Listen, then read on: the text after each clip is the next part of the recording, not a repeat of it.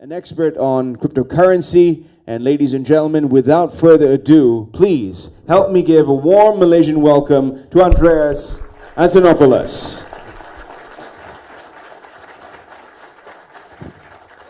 Thank you very much. Thank you. Hi, everyone.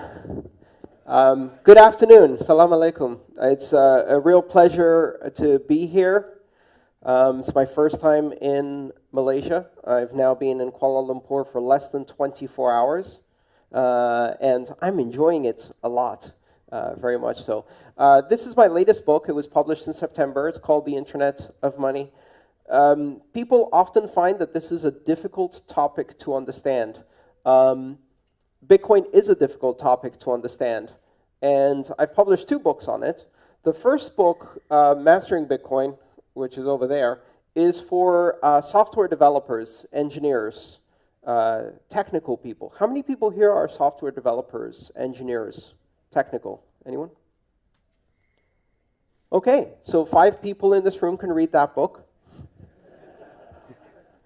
It explains how Bitcoin works, and you can probably read the first 3 chapters before you get into the very technical stuff, and from that point on, it's a bit challenging. It's challenging not because I aim it to be challenging, but because Bitcoin is a complex subject. Now, for everybody who's not a developer, the reason I published that book, The Internet of Money, is this isn't about how it works. This is about why it matters. And it's a collection of 11 of my talks delivered in this format. And it explains the philosophy of money, the implications of Bitcoin on society, and it's a book for everyone. It's the book I gave my mom to read, and she doesn't understand anything about computers or money, so that's a good start. Great. So before I get started, I'd like to get a feel for the people in the audience and get a bit of an understanding of how many people are familiar with these technologies that we're going to be discussing today. So by show of hands, let's start with the narrowest, which is how many people here own Bitcoin? Okay, someone did a good turnout for the community. Hi, thank you for coming. Hi, thank you for coming. How many people have seen or conducted a transaction in Bitcoin but don't own any, have just experienced it? Okay, just a few. Very good. And how many people have never conducted a transaction, have no idea what Bitcoin is or how it works, and are new to this topic? Great. Now, that was about maybe 30 people, I would say. Now, for those of you who are new to this topic, what I'd like to suggest is that whether you understand or not what we're discussing today, and please ask your questions. I want to hear even the most basic questions about Bitcoin, because I believe those are the most powerful questions. After we're done with the presentation, after we're done with the Q&A, I would like to see as many of the people in the audience who have never experienced Bitcoin to either install a Bitcoin wallet on your mobile device, and someone in the audience will give you, for free, some Bitcoin. Not a whole Bitcoin, a fraction of a Bitcoin, just so you can see how a transaction works. And then you can turn to your friend who just started and exchange Bitcoin with them, so you can experiment with this. I can assure you it's entirely legal. It's very easy to do.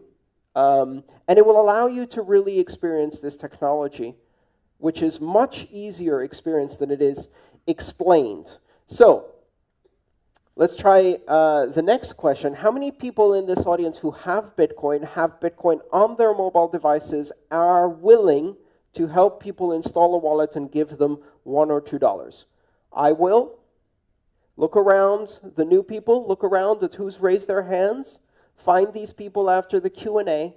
Ask them to give you a small amount of Bitcoin and help you set up a wallet. Don't be shy. I will be happy to do it myself. All right. With that, let's get started with Bitcoin basics. in October of 2008, on an obscure, anonymous mailing list called the Cypherpunk mailing list, an anonymous participant using the pseudonym Satoshi Nakamoto announced the publication of a paper and said, "I think I have solved a problem in computer science. I have found a way to create a system of electronic cash that is direct between people, peer-to-peer, as we use the term in computer science. In this system of electronic cash, I've written a white paper and I have implemented it in software." And on that day, Satoshi Nakamoto published the white paper. You can download it online. It's available at bitcoin.org. You can do a search for it, the Satoshi Nakamoto white paper or the Bitcoin white paper. And in 9 pages, Satoshi Nakamoto described in detail and in ways that predicted many of the things that happened over the next 7 years, what Bitcoin was and what Bitcoin could become and how it would work. But he didn't stop there, or she didn't stop there, or they didn't stop there, because we don't know if Satoshi Nakamoto is a man, a woman, or a group of people, or an alien being from the future. Okay, probably not that last one. Satoshi Nakamoto then published software and invited people to participate in running a network. And this gives you the first hint as to how Bitcoin works. Bitcoin is software. Bitcoin is an application, among other things. You download this application, you run it on your computer.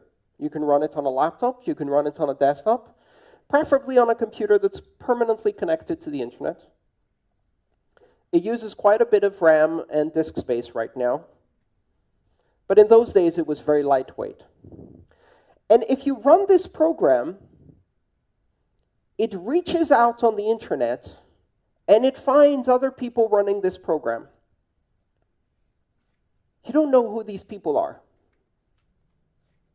It doesn't reach out to specific people.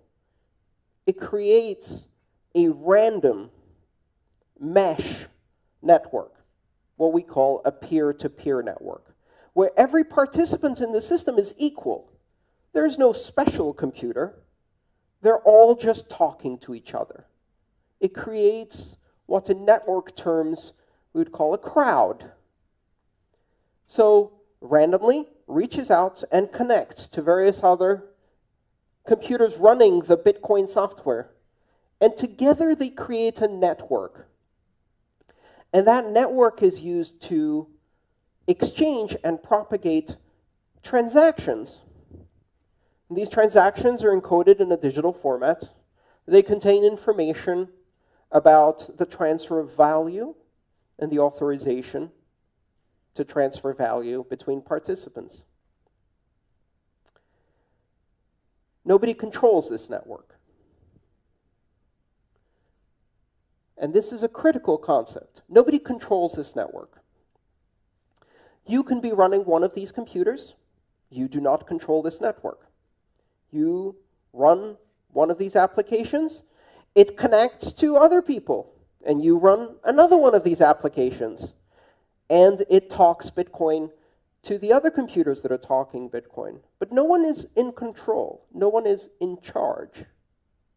Just like when you're running a computer that speaks on the internet and communicates with other computers on the internet, no one is in control. If you interact directly between these systems. That network started on January 3rd, 2009. And on that day, the world changed. For the first time in the history of money, in the history of trust, in the history of institutions, in the history of humanity, A system that is completely independent of authority, is completely independent of institutions. A system that develops trust as the result of collaboration, communication, and computation through cryptography was born. This system allows people to exchange value, to transmit money. And this money is called Bitcoin. So Bitcoin is the application. It's the software that you run on your computer that communicates with all of the other computers running the Bitcoin software. Bitcoin is the name of the network that runs, the Bitcoin network, which is the collection of all of these computers. Some 6,500 of them around the world, anywhere there is internet, are the ones we know that advertise their presence, several thousand more that don't, and tens of thousands that simply listen onto this network without actively participating. The Bitcoin network. And all of this is an infrastructure that is used to create and transmit value in the form of transactions expressed in a new currency, the Bitcoin currency.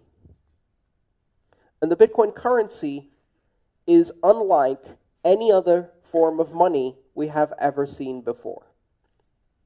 First of all, as a form of money, it does not exist in physical form. It is the culmination of a trajectory we've seen in human history. Over thousands of years, money has become a more abstract form of value.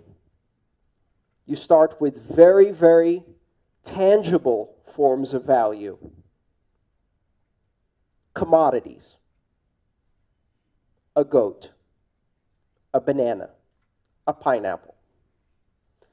These are very poor forms of money because you can eat them and they rot or die and they can be lost. They're not very good forms of money because they are the thing of value. We went from that to gold, precious metals, and stamped coins. These are better forms of money because you cannot eat them. They do not die or rot. They do not represent the value itself. They are not the value. And this is an interesting concept. Money is not the valuable thing itself. Money is the thing you exchange for the valuable thing itself. The reason bananas are not good money is because bananas are the value you're trying to get. Money is the thing you exchange for bananas that has no value in itself. It is simply a symbol, an abstraction. It represents something that can be carried that I can give to someone tomorrow, and they will probably give me bananas. That future promise of value is the essence of money. So the essence of money is the ability to have an abstract token that in itself is immutable, unforgeable, eternal, maintains its value, and represents the exchange of value in the future as a promise. And over time, these things have become less and less physical and more abstract.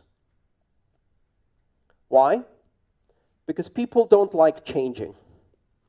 And if you tell someone, I'm not going to give you bananas for the work you did, I'm going to give you a shiny gold coin, but don't worry, you can use this to get bananas, they look at you and they say, I've always had bananas for my work. I think I would like to have bananas, not this yellow thing.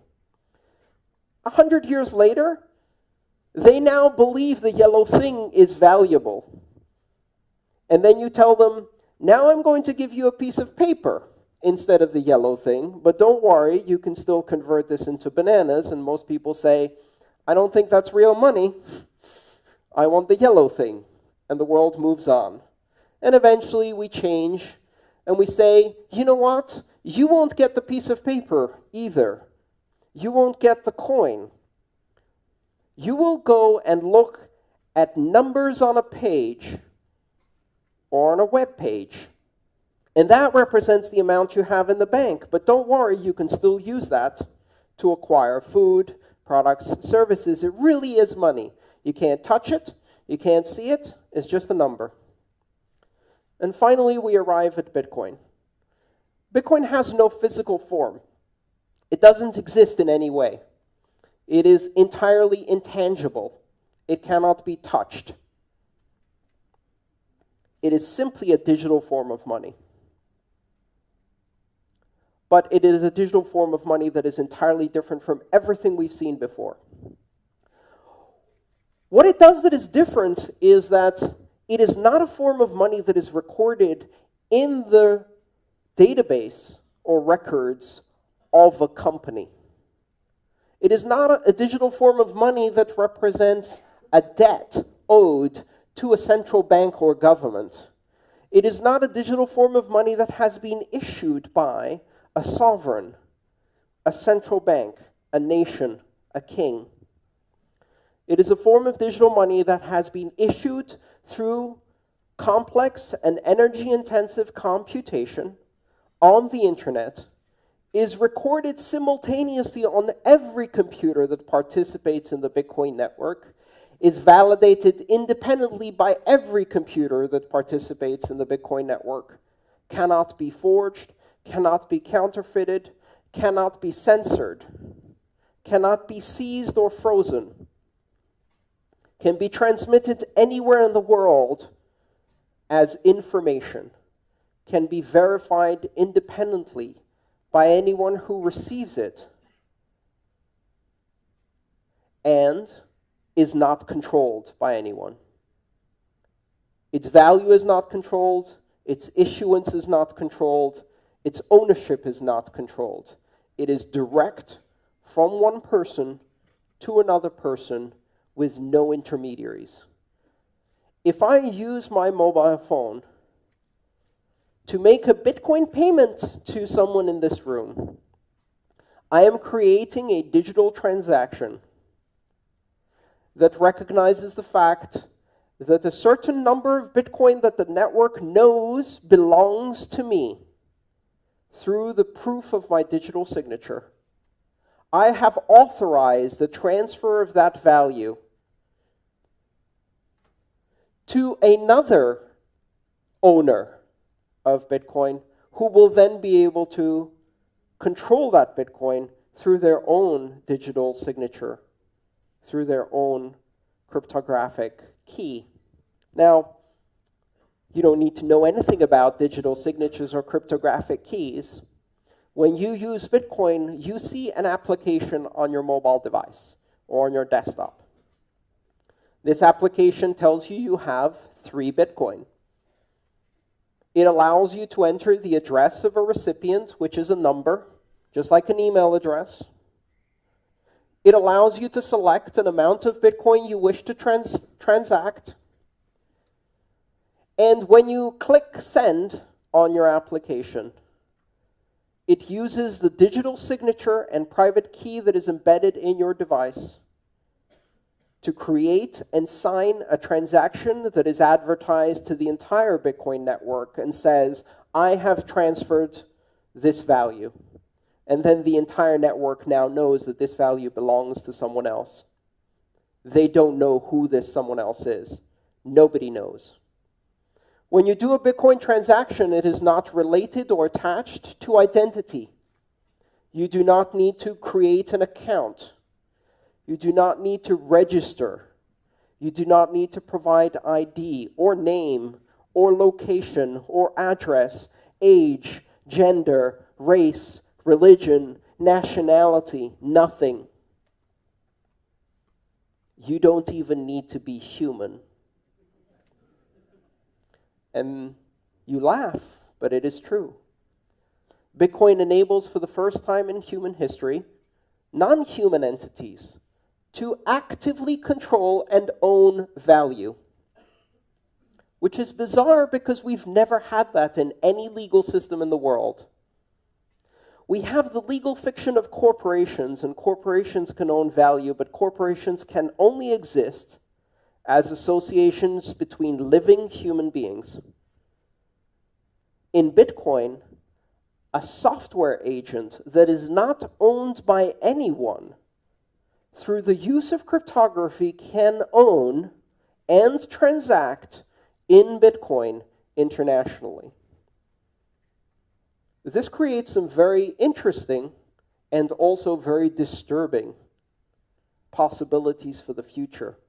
Artificial intelligence systems can own and control money without any living human being involved. You can have corporations that have no directors, no living humans in control, that are controlled entirely by software. Back to people, though.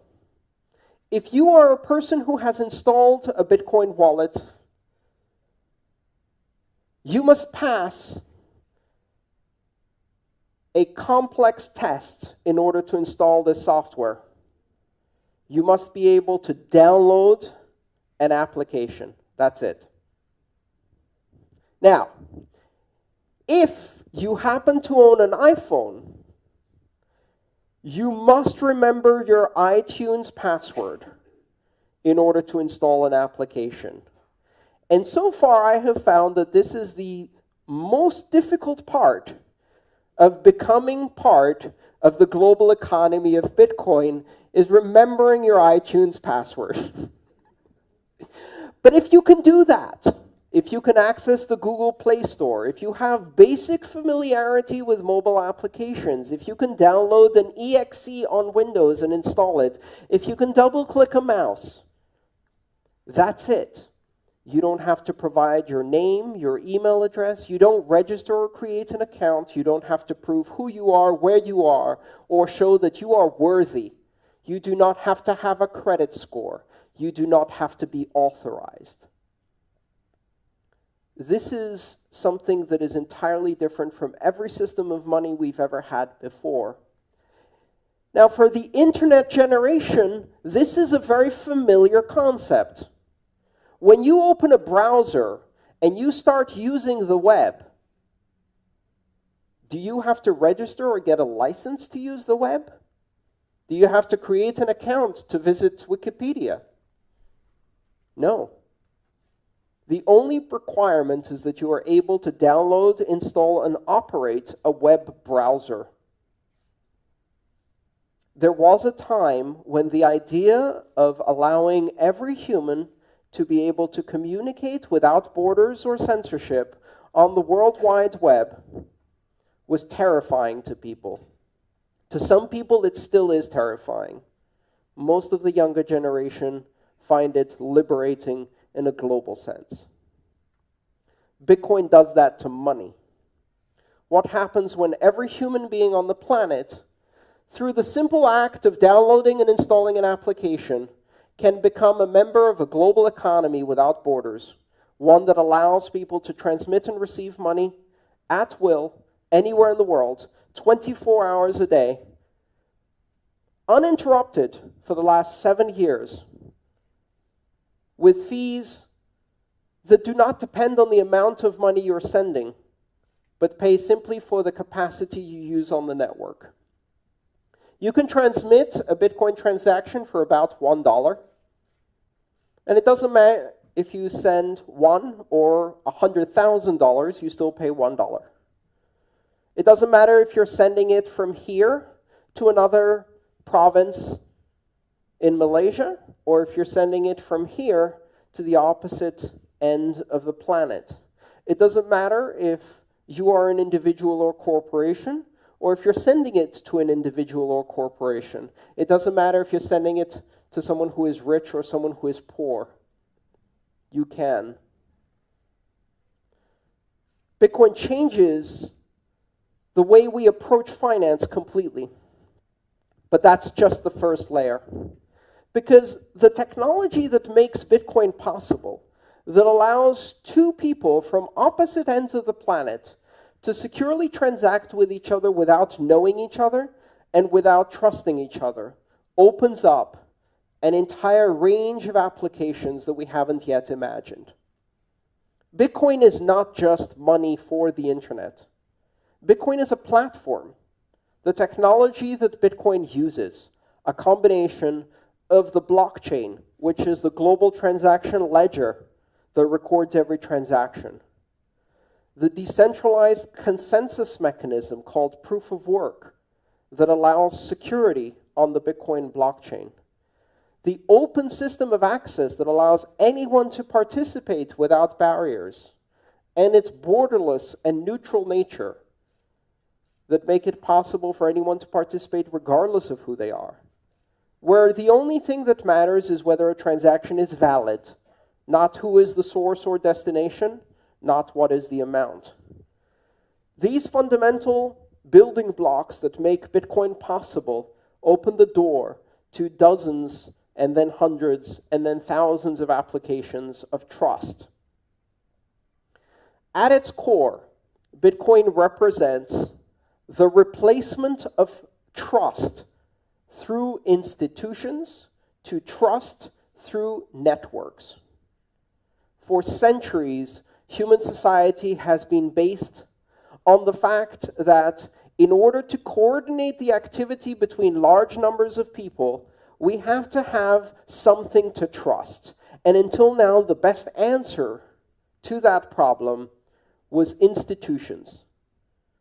Collections of people governed by rules and policies with oversight, transparency, and accountability built into the rules, run by humans in order to create centers of trust through tradition, through reputation, through longevity. Institutions of trust are failing. They're failing all over the world. They're failing when they are newspapers. They are failing in political institutions. They are failing in numbers of ways. And the reason they are failing is because they represent systems of scale for industrial societies. And we are no longer industrial nation-state societies. We are now information societies of global scale that collaborate across borders at massive scale. We are now solving problems that affect not 30 million people in one country, but 7.5 billion people on one planet. And for problems of that scale and collaboration of that scale, traditional institutions do not work. They fail to scale. They're not evil. They're not deliberately corrupt. They simply fail to solve the problems of a global society. And yet, during that very time that we see these institutions failing, we have seen the emergence of new systems of governance, of new systems of global collaboration, systems that do allow us to collaborate, communicate, and solve problems at scale. And the first of those systems was the internet. And with that, we see the first system of communication that transcends nations, that transcends borders, that allows anyone everywhere and anywhere to communicate. Bitcoin represents that happening to money. It represents a network-centric system of money that is beyond the nation state. A network-centric system of money that scales and allows people to collaborate on a global basis, that allows anyone everywhere and anywhere to participate in a global economy without barriers, without borders, without ID, without credentials, simply through the act of running software. And that will change the world. Thank you.